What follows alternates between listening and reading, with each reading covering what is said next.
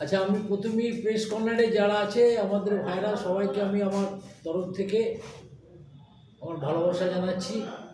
আমি আজকে যে বিষয়টা নিয়ে এসেছি সেটা হচ্ছে বর্ধমান বারের যে নির্বাচন, সেই নির্বাচনের বিষয়।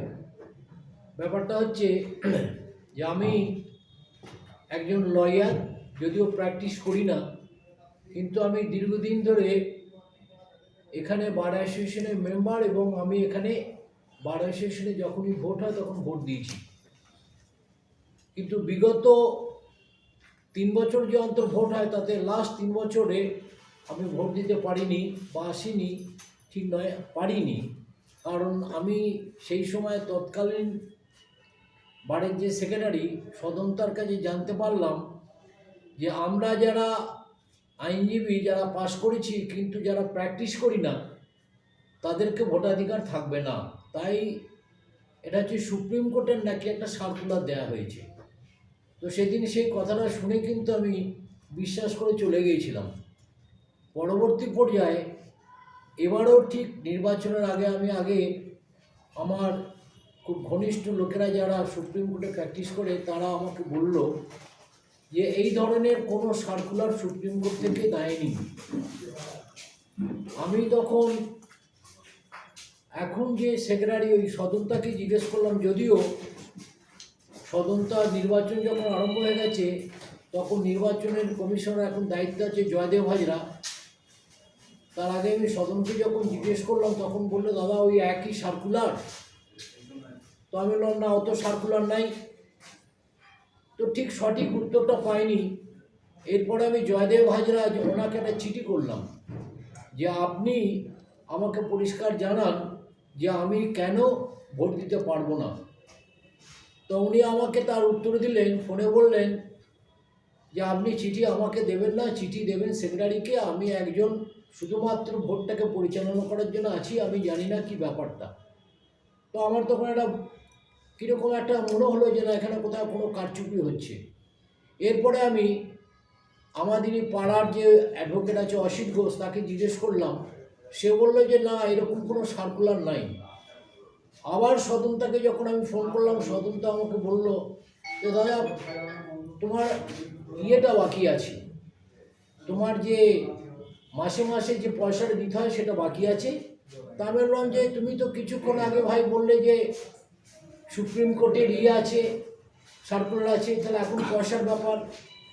তাহলে আমরা যারা বার কাউন্সিলে যারা আমরা সদস্য হয়ে আছি, প্র্যাকটিস না করলেও তারাও তো আমরা ওখানে সদস্য হয়ে আছি। তাহলে ভোটটা যদি দিতে না পারি, কারণটা যদি পয়সায় হয়, তাহলে আপনারা কেন আমাদেরকে জানাননি? আমি দেখছি আপনাদের একটা গ্রুপ আছে, সেই গ্রুপটাতে আপনারা যারা প্র্যাকটিস করে তাদেরকেই শুধু ওখানে অ্যাড করা হয়েছে, কিন্তু আমাদেরকে সেখানে করা হয়নি। অথচ আমরা আমি আমার কথাই বলতে পারি, আমরা কিন্তু বার অ্যাসোসিয়েশনের মেম্বার। অর্থাৎ আমি কিন্তু ভোটটা দিতে পারবো না, কিন্তু আমি যদি মনে করি কারুর হয়ে জাজ কোর্টে বা সেকেন্ড মুন্সিপে বা কোনো জায়গায় লড়াই করতে পারি, তাহলে কিন্তু আমার অধিকার থাকবে। এই যে একটা ইচ্ছাকৃতভাবে এই ভোটটাকে না দিতে দেওয়া, এই ব্যাপারটাকে আমার খুব খারাপ লেগেছিল বলি আমি মনে করেছিলাম যে আমাকে এদেরকে জানাতে হবে এবং নির্বাচন কমিশনকে জানাতে হবে, যিনি এখন দায়িত্বে আছেন। এখন তিনি কি করে বলতে পারেন নির্বাচন চালু হয়ে যাওয়ার পর সেক্রেটারির দায়িত্ব আছে?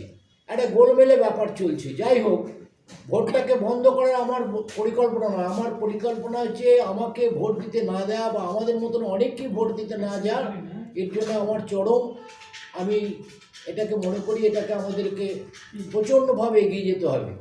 কিন্তু আমি ব্যক্তিগতভাবে কারোর সাথে যোগাযোগ না করি আমি ঠিক করেছি চিঠি দেবো, চিঠিও দিয়েছি, চিঠির উত্তরও পাইনি। তার জন্য আমি আবার এই নির্বাচন কমিশনকে একটা RTI চিঠি দিয়েছি এবং কলকাতায় আমার উকিলের সাথে কথা হয়েছে, তার উত্তর যাবে। ইতিমধ্যে সদন্তা আমাকে একটা চিঠি পাঠিয়েছে, পাঠানো না, আমাকে নিজে ওর কাছ থেকে নিয়ে আসতে হলো। ও লিখেছে পরিষ্কার, চিঠিটা এনেছি যে আপনার 6 বছরের টাকা বাকি আছে, 3 বছর অন্তর ইলেকশন হয় বলে। তা আমার প্রশ্নটা হচ্ছে যে আমরা যারা ওখানে মেম্বার রয়েছি তাদেরকে পরিষ্কার কেন জানানো হয়নি যে পয়সা না দিলে আপনাদের ভোট দেওয়া যাবে না। তারা নিজেদের মধ্যে খেয়াল খুশমতো করছে ভোটটাকে যাতে না দেওয়া হয়, তার কারণ জানি একটা ভোটেরও অনেক মূল্য আছে। আপনারা জানেন, হয়তো খেয়াল করবেন যে চৌধুরী বাজারে প্রমোদনাথ ধীবর বলে একজন কংগ্রেসি এমএলএ ছিলেন, তিনি গড়সি দিকে দাঁড়িয়েছিলেন এবং একটা ভোটে তিনি জিতে এমএলএ হয়েছেন। তাহলে এখানে কি কারণটা? তো আমি ভেবেছি যেটাকে আমার সাংবাদিক বন্ধুদের জানানো উচিত। তো আমি যখন এসে বলি তখন তারা বলে নিশ্চয়ই এটা আমরা বলবো, এবং সেই হিসেবে আমি এসেছি।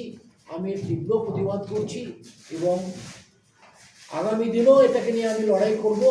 এ ব্যাপারে আপনাদেরকে কিছু জানাবার জন্যই আজকে আমি এখানে এসেছি।